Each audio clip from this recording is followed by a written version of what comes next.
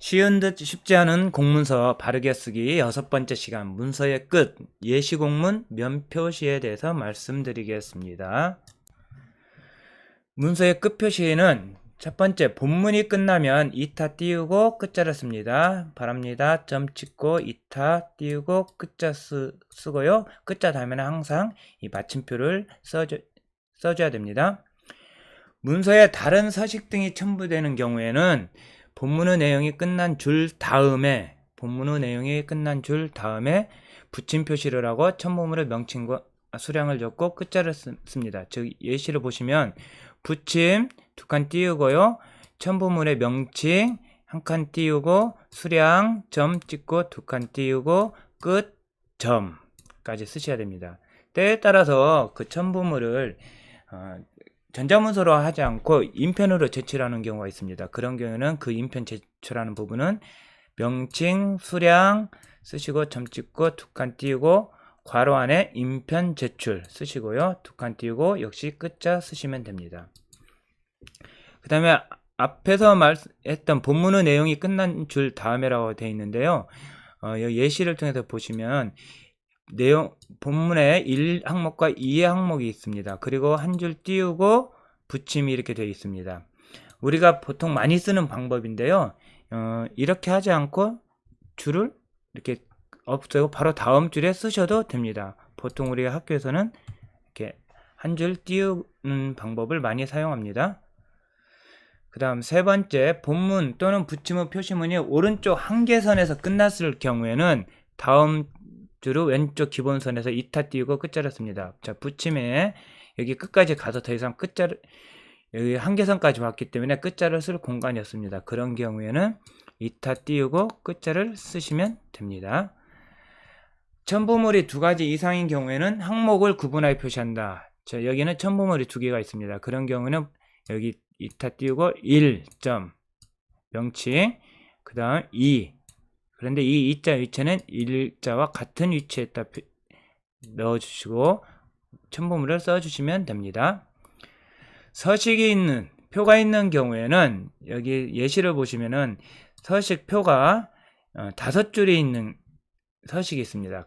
그랬는데 여기까지만 썼을 경우는 그 다음 줄에 이하 빈칸이라고 쓰셔야 됩니다. 이하 띄고 빈칸 쓰시면 되는데요. 종종 이하 생략, 이하 여백이라고도 쓰는 경우가 있는데 정확한 표현은 이하 빈칸입니다.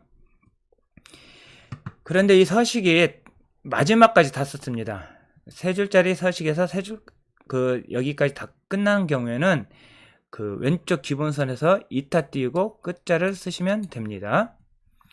수신기관의 표시는 수신자는 보통 학교에서 교육지원청으로 보낼 때는 전라북도 교육지원청 교육장 이렇게만 쓰셔도 되는데 보다 좀 명확하게 교육지원과로 보낼 것인지 행정지원과로 보낼 것인지 구분하고자 할 때는 이렇게 괄호하고 그 보조기관 또는 보좌기관을 쓰는데 전자문서에서는 교육지원과를 선택하면 자동으로 이와 같이 기록이 됩니다.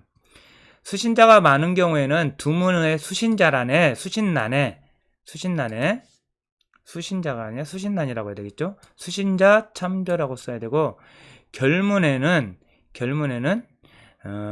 수신자란을 쓰는데요.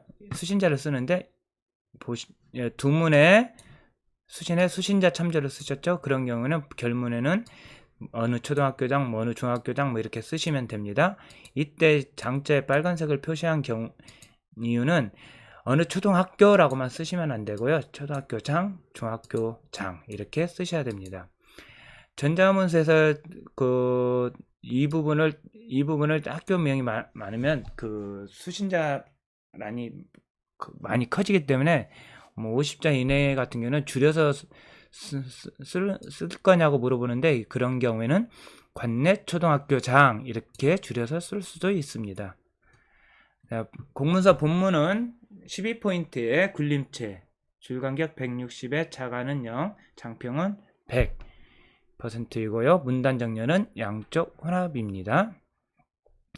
예시를 통해서 다시 한번 말씀드리겠습니다. 보통 우리가 항목 1번에 관련 쌍점을 쓰잖아요. 한 칸 띄우는데 도교육청에서 보낸 경우에 도교육청 교육혁신과에서 보낸 공문에 의해서 교육지원청으로 이렇게 교육지원청으로 공문을 보내는 경우가 있습니다. 이런 경우에는 교육지원청에는 교육혁신과가 없기 때문에 이 기관명을 생략하는 경우에는 혼란이 생길 수 있습니다. 어느 기관인지 불분명해집니다. 따라서 전라북도 교육청에는 그 발신 기관명도 함께 써주시는 것이 좋겠습니다. 그 다음 사무관리 규정 개정에 따라서 내용이 있고요. 또 뭐 서식이 있는 경우에 아까 말씀드린 것처럼 이하 여기서 끝났기 때문에 나머지는 이하 빈칸 쓰시면 되고요. 중간에서 끝났기 때문에 이하 빈칸 쓰시면 되고요. 표 작성은 보통 11포인트 정도로 하시는데 주민번호를 제가 이렇게 두 줄로 한 것은 주민번호는 수집하지 않아야 됩니다. 개인정보상 수집하지 않아야 되고요. 꼭 해야 한다면 이와 같이 뒷자리는 별표 처리를 하시거나 필요한 경우에는 차라리 생년월일을 수집하셔야 됩니다. 그리고 붙임이 있습니다. 붙임이 있고 끝자를 썼습니다. 그 다음 여기서부터는 이제 결문이 되는데요. 결문 중에 여기 이메일이 있습니다. 이메일 주소를 보니까 한 메일로 되어 있네요. 이것은 개인 메일이라고 봅니다. 공무원의 경우 공식 이메일은 전라북도 교육청 같은 경우는 jbedu.kr로 되어 있는 이메일, 또는 지자체에서는 보통 korea.kr로 되어 있는 이 이메일을 많이 쓰는데, 이런 것들이 공식 이메일이라고 할 수 있습니다. 문서 면표시, 쪽번호 표시는 이쪽 이상인 경우에는 쪽번호를 써주셔야 됩니다. 문건별 면표시는 중앙 하단에, 문서철 면표시는 우측 하단인데요. 문건이라고 하면 우리가 보통 공문을 결제를 맡을 때 거기에 첨부 문서가 있다면 그 첨부 문서 A 결제한 것을 하나를 문건이라고 합니다. 그러면 A 결제한 거, B 결제한 거, C 결제한 걸 모두 합쳐서 철을 하는 경우에는 문서철 또는 기록물철이라고도 하는데요.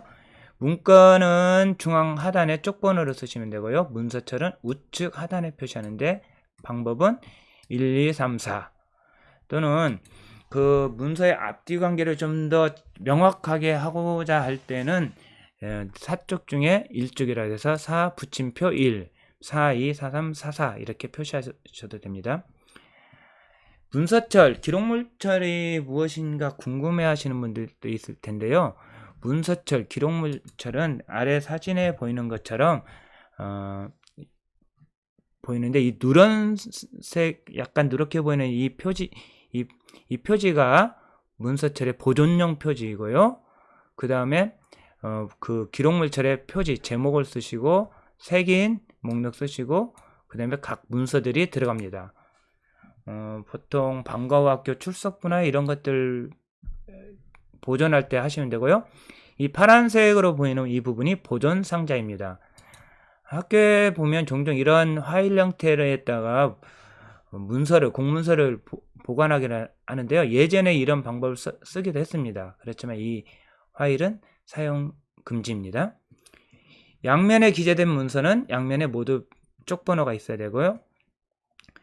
그래서 문서철에는 맨 위에서부터 차례대로 하는데, 표지와 색인 목록 제외하고 맨 위에서부터 차례대로 1, 2, 3, 4 면표시를 하시면 됩니다.